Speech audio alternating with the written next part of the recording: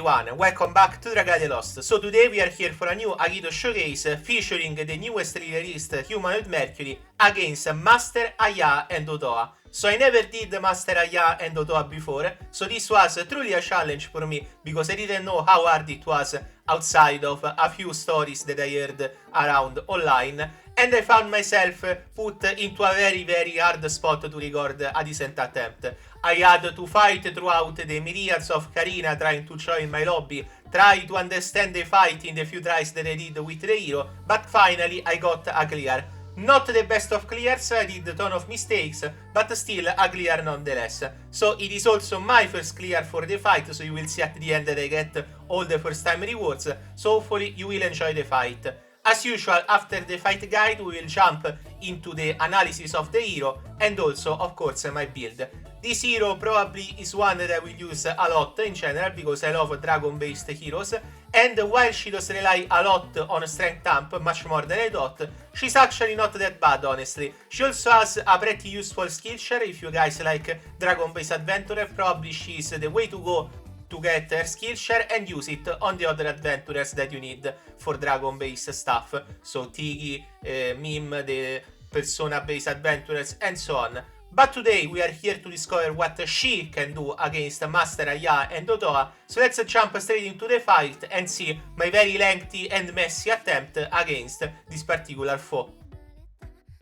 In this attempt we had myself as Humanoid Mercury, a Dragoniu Lily, a Dragoniu Cleo and a Urius. So at the start of the fight you will see the orb mechanic from the expert fight of this Agito, where you want to have a hero stay behind to get into the orb, preferably the healer, and then you have to destroy the orb with a burst. Mercury doesn't really shine in burst without a ramp, so you'll have to rely on your allies to do the most of the damage. I tried to do this fight with 3 Mercuries, we couldn't break the orb, so imagine how bad it can get. However, suffice to say, my Mercury doesn't have a fully unbound Agito weapon, so she's not that strong in her current form, but strong enough to get this clear. So the whole fight relies on you not to get burned until you get the amp, because burn will be your first condition to die against this particular enemy. It messes up the whole fight because there is a ton of unavoidables, so if you have low HP you will die, and in general you want to transform into a dragon, which with an affliction you cannot do. Your main rotation with Mercury should be to get out your S1 as much as possible and to make sure to get an amp, team strength amp, so you want to use amp 3 times without letting it run out, by using your S2. Her S2 actually is quite good, especially if you line it up to hit both the twins. In general you can see right here that you can also do some good stuff with the dragon, since the dragon attack does inflict a bug, which helps a lot. The first phase of this attempt actually didn't go that bad. It is the second phase which messed me up because I didn't know what to do, because I never got past the first phase in my first attempts, but you will see later in a second. I never died, however, let me clarify that. I did actually do pretty good, I just did some bad mistakes as you saw at the beginning and just here and there throughout this attempt. So, whenever you go into the second phase, unlike expert, you don't want to transform into a dragon, because the first part of the second phase will be to deal with the main mechanics of the fairy form. So you start with the double crossed beams, and a reminder right here. If the beams are on the left and on the right, you want to go either on top or on the bottom. If the pins are from the bottom and the top, you want to go either on the left or on the right. So make sure not to mess that up, because you will wipe your whole team. For the double fairies, as you can see right here, you want to go into the black one if you don't have a team strength amp.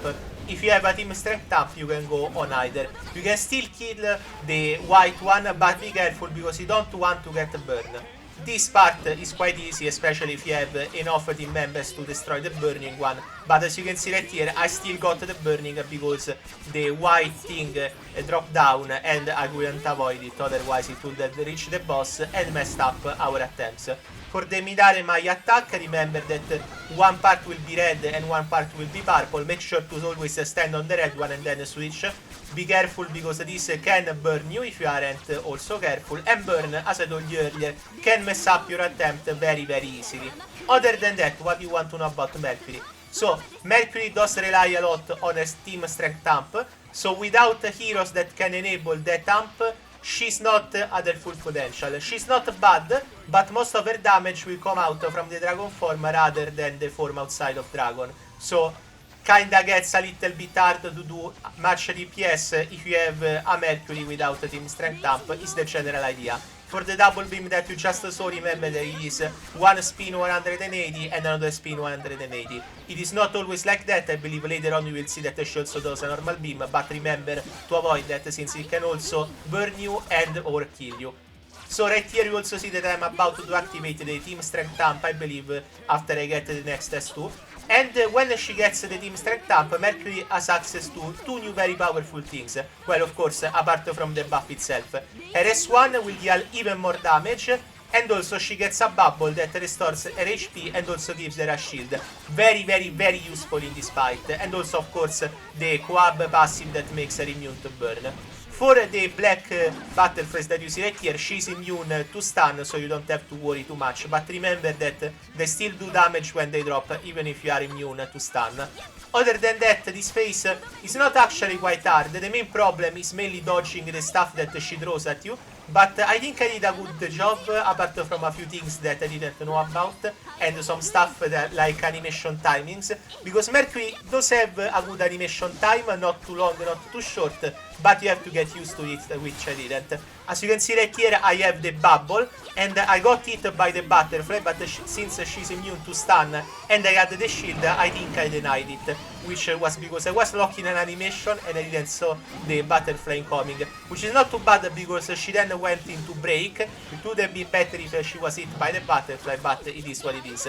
Over here you see a bad butterfly placement for my allies, which aren't immune to stun, but we still are all alive. I believe that in a second Urius will die, but we still managed to get the clear, so don't worry. My main issue with Mercury in this particular fight is that heroes that are weak to burn have an harder time in Master from what I can see. Like, there is a ton of attacks that inflict burn, and you can die very, very easily. And also, not being able to access the team strength up makes her a lot more vulnerable, as you can see. However, I can say this. Without Karina, I learned the fight. Actually, I never used Karina because I don't even ever upgraded, I think. And I quite like a tough fight like this. I think it fits this particular Agito. I always thought that it was the most fun with a ton of mechanics and the whole double twin into fairy motif. But I also think that they could have given Mercury some stuff without the team strength up. Like the bubble, for example, could have been tied to her transforming into a dragon. Like every time you get out of dragon form, activate the bubble, and or when you have a team strength up, something like that. As you can see right here, we are about to destroy the boss. I believe that, for example, right now my damage is at the top because I have Dragon Claws from the co-ability, or chain co-ability. I think it is a chain co-ability actually. So my strength is pumped out to the max. I'm not using the Wyrmprint with the Dragon Claws, mainly because I wanted to have a more upstart better damage, so I went for Dragon damage. What do I mean by this? Since Mercury does not have an excellent burst, I wanted to make sure that as soon as I got into Dragon damage, the Dragon damage was very good. Instead, if you go for Dragon Claws, your damage gets very good, but at the later stage of the fight, which can still work in this particular boss. I just felt I wanted to have more burst early on, especially since I don't have a fully upgraded Agito weapon yet. But as you can see, we are about to end the fight. Quite a lengthy attempt, I believe it was 7 minutes or something. I still think I managed to showcase their strength and their weaknesses very well with this attempt, even though I made some very obvious mistake by getting hit quite a few times, but hopefully you didn't mind too much. I am very happy to say that we managed to clear every Master Agito. I did even Tartarus of Viti, I believe, so at least I cleared him. I will bring it to you guys in a video in the near future. So here she is in all her beautifulness in the windscreen, and as you can see, all the rewards. So now let's jump into the analysis and my build.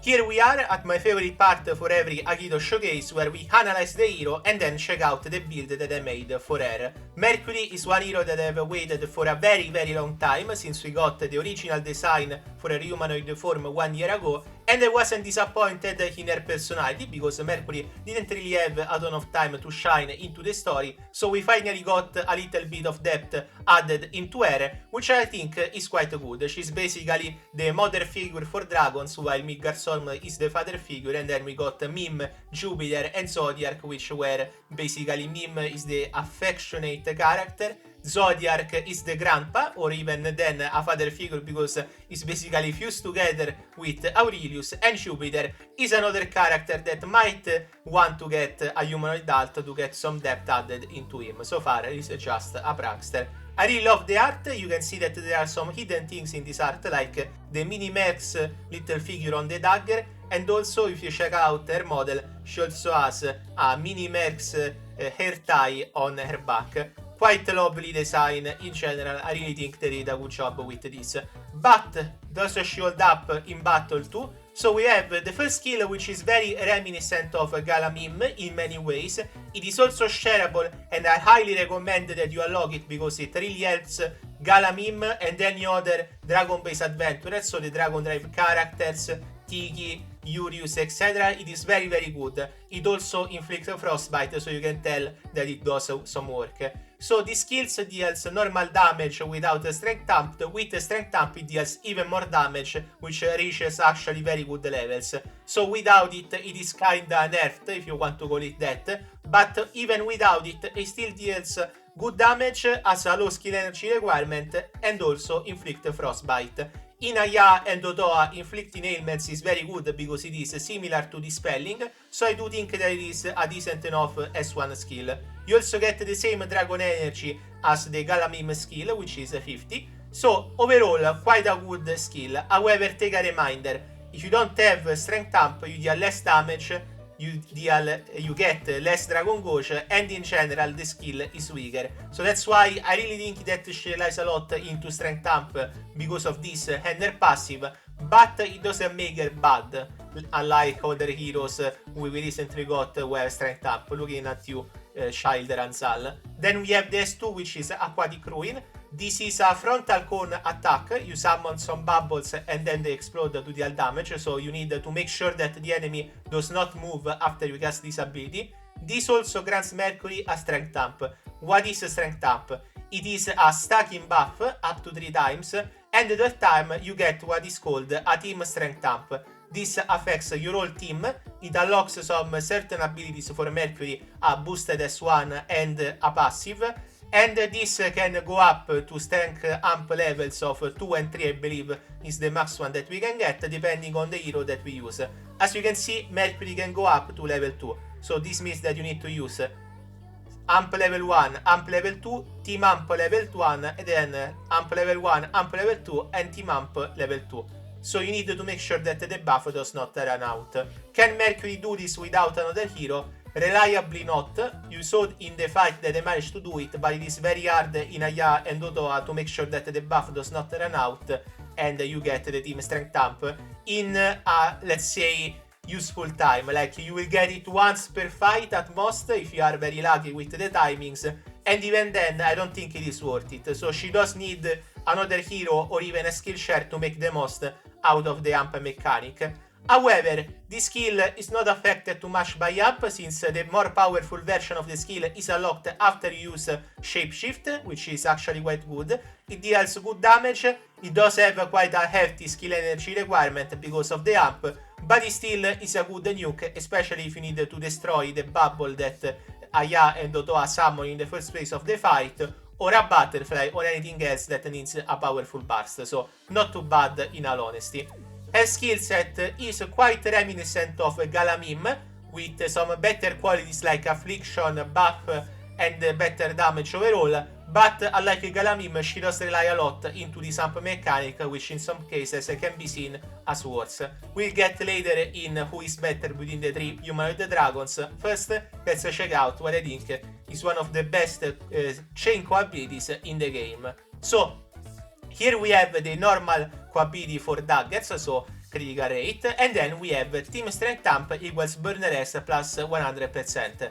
So every time you have a team strength amp, your heroes are immune to burn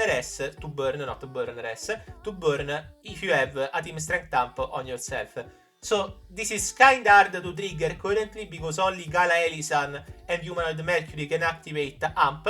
But in the future this will be a very strong chain co-ab because you only need to have Mercury in your backline and amp on your team, and then you are basically immune to burn. So strength-less heroes will rejoice by this, especially Master Ayaha and Otoha in my opinion, because it is something of a huge annoyance to get burn, as we saw in the fight when I got burned plenty of times. Then we have the passive, so Mercury is a stunner's character, so you want to stay on the black-haired twin if you want.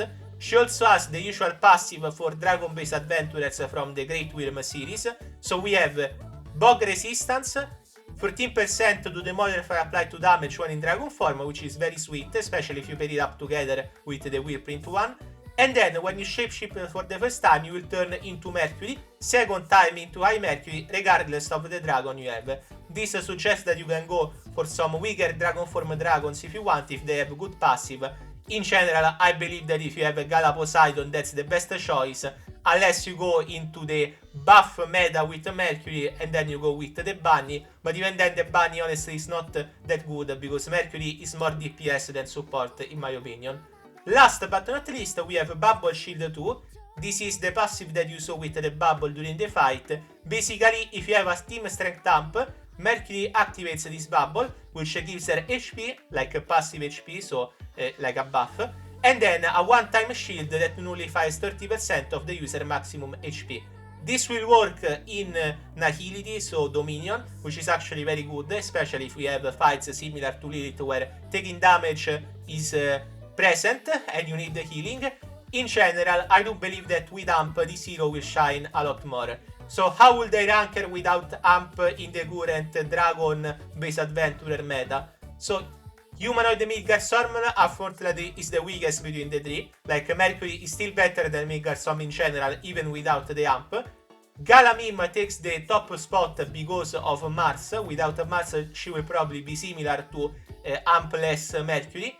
With amp, I would say that Mercury is the best one because amp gives her more damage, a really strong passive, and she has a pretty good dragon form. Not the best one, I do believe that Mim probably has the best one in High Brunilda, but still a decent one.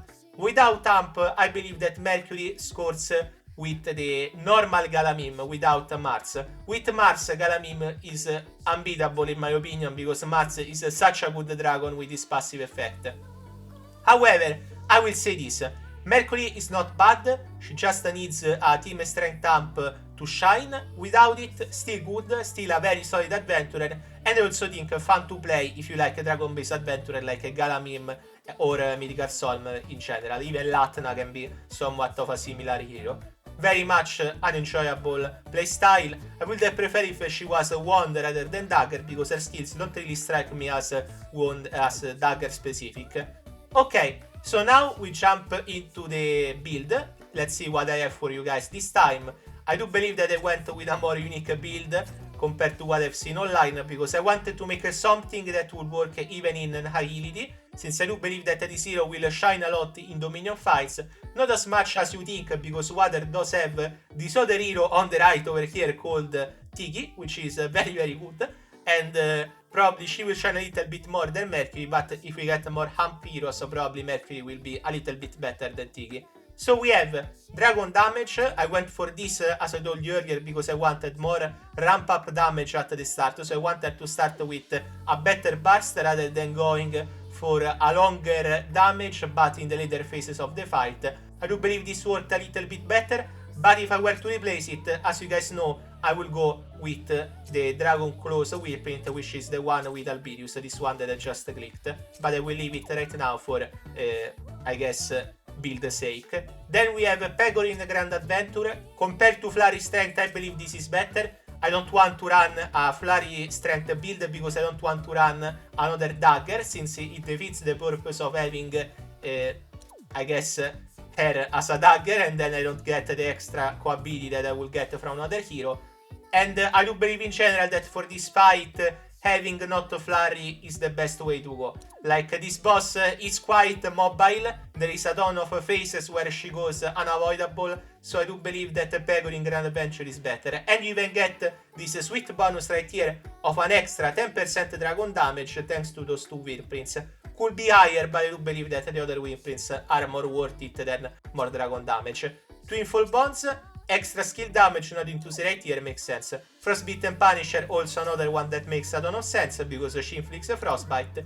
Last but not least, I went for a Passion for Produce because Mercury already does high skill damage. If it crits, it is quite sweet indeed. This is my build. As I told you, the only alternatives that I see will probably be Dragon Claws on instead of Dragon Damage, and then Flurry Strength instead of HP 70% equal Strength plus 13%. Other than that, I do believe that the build will stay the same.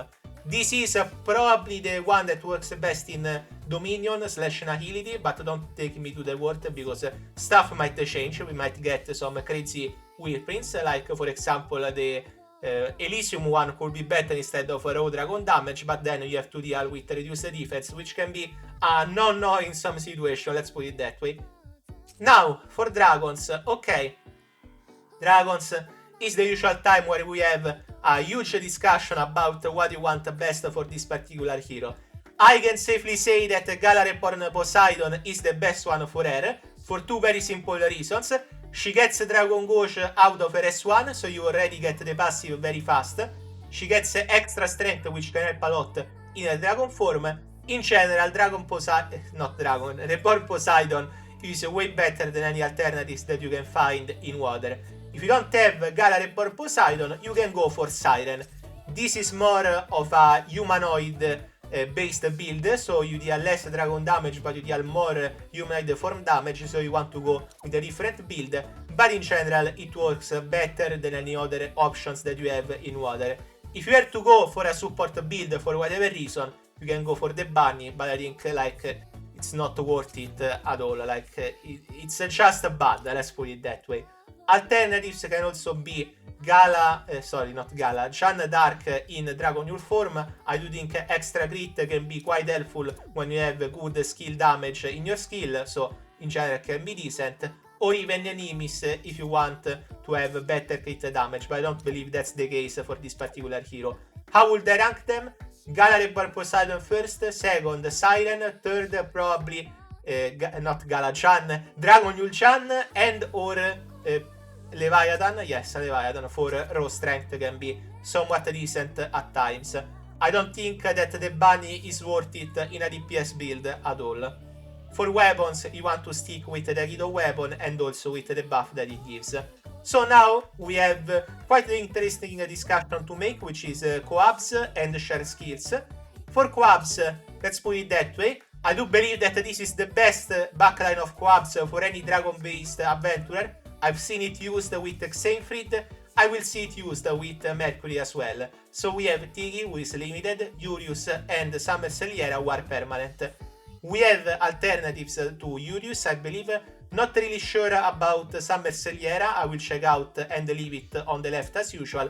For Tigi, there is no alternative, I'm afraid, so make sure to get her into the next Fae rerun into May, because she's very much worth it, both for her usage and for her co-ops. So why those three? So you get Dragon Haste, which helps a lot if you are making a dragon based build to get Dragon out as fast as you can, and then Dragon Claws, which helps a lot to stack up buffs without having to risk a Wyrmprint slot. In general, you will get 55% Dragon Haste from all those buffs, some skill damage, which helps a lot, standard attack damage, which isn't actually too crazy on Mercury, but I guess it is another buff without having to get another crit rate, which wouldn't work, and then Dragon Claws, which is overall extra strength. I will leave out the option on the left. I believe that you could run something else to get more overall damage, but I do think that focusing on Dragon is the better option for Mercury and any other dragon based adventurer. Let me know what you think as usual. I do think that this is the best one for her, like Xenfried and like any other water dragon based adventurer in general. For shared skills, as I told you, I suggest to get the Agito on the S1 as usual. The defense that you get on the second time you transform will be 40%, this one isn't upgraded. And that defense helps a lot to tank some hits, especially since daggers don't have that high of an HP. But for the second skill, what will you want to get? Well, the first option is pretty obvious, anything that can raise the Dragon Ghost to get the dragon out as fast as possible. So Galamim, Yuden, Albirius, anything that does it works very well in my book. Other option can include anything that inflicts an ailment in this fight that is useful. So for example, Summer Celiera, Pinon, Lily, you know the drill by now. Third option would be the dragon-based skills, which are skills that affect your damage in dragon form. I believe that it is only Galaluga, but we might get more in the future, so I will leave it for posterity's sake. Last but not least, healing in Master Ayaha and Otoha can help a lot, especially healing that relieves you of burn, which I believe is Ricard and Lily, if I'm not wrong, Dragon Lily. But I will leave that on the left as usual to correct, because I don't have the slightest idea on the correct hero as of now, but I do believe that it is Ricard. You can also go for Galazena. I love the healing pack, healing kit, whatever you want to call it. It is very reliable and versatile in playstyle. You can also go for the overdamage skills like Yukata Cassandra and Dragon Lily, but I don't think they are as effective in this particular fight as they are in Dominion. So I still think dragon-based skills, then you have affliction-based skills, and then Galaluga should be your main options for this particular hero. Okay, so once again we are done with an Agito showcase, this time featuring a much-awaited hero and one that I'm very glad we covered. Hopefully you enjoyed this look into Humanoid Mercury. Let me know what you think about this hero. If you feel like she was done right, if you feel like the AMP kits kinda need a little bit of time to be analyzed better, which I do kinda agree, but I also wanted to bring you guys this analysis out as fast as possible, because of course she is the hot topic of the week, so here we are. And hopefully you enjoyed the ride nonetheless, because I do put a lot of effort into this, at least my voice does, which after this will kinda need a break. But for today, this is it. Hopefully you enjoyed this showcase once again. You will see Mercury in the future for sure. When we get a water-based Dominion, she will appear again, and in general in other videos I will make sure to put her into them, because I very like this design, and in general humanoid dragons are probably one of my favorite parts of this game. I am still dreading the fact that Koana Sakuya in summer form is unplayable, Andromeda, and even some male dragons which look pretty cool, but maybe in the future we will get them, who knows. For today, this is it. This has been Hunter Lodge with another Agito showcase. If you enjoyed them, remember to like and a sub to support the channel.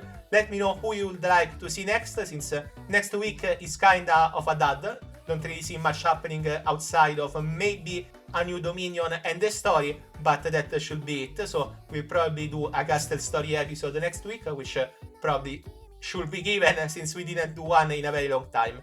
But once again, for today, this has been it. Hunter Lodge, Humanoid Mercury, Master Ayaha and Otoha defeated. Let me know in the comments if you enjoyed the video, and of course anything else that you want to add. But it is over. Once again, thank you very much for watching, and hopefully I will see you next time with another video for Dragalia Lost. And I really love Humanoid Mercury, one of the best adventurers that we have gotten in a very long while, at least in design, if not in strength in some cases. Bye!